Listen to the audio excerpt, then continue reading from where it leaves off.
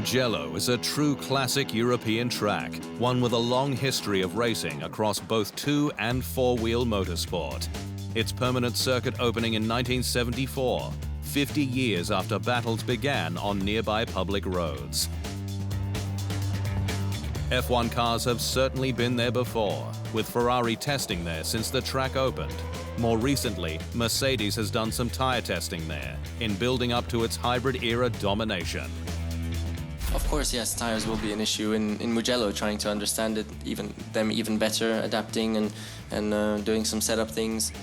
But 2020 will mark its first ever Formula One race, and a significant one for the greatest luxury car and racing marque of all, Ferrari, not only as it celebrates its 1000th Grand Prix, but at its own track, located just 120 kilometers from its race and road car factory in Maranello, the Prancing Horse's glorious stable.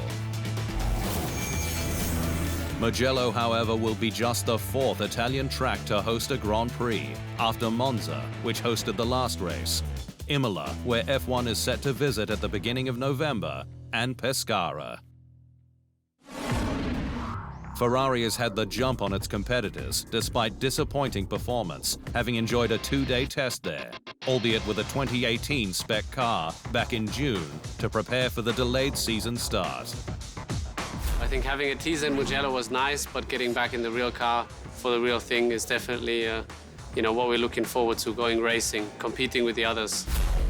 But many other drivers have happy memories at the Tuscan track, with Daniel Ricciardo first racing there in Formula Renault 2.0. That was a circuit I raced back in 2007 for the first time, and it was my favorite circuit that season. I loved just the flowing high-speed corners, and I think in F1 it would be amazing. We had a test there, I think it was back in 2012 in F1. But the cars now, these 2020 cars around there would be insane. Located 1 hour north of Florence, the hallowed 5.245 kilometer track features just 15 turns, 7 left and 8 right, and a top speed of 335 kilometers per hour. The lap record is blank for F1, with this weekend its inaugural race.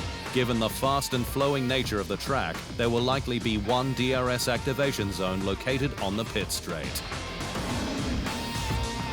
A thrilling track, all set to celebrate one of the great marks of motorsport. It's time for the Tuscan Grand Prix.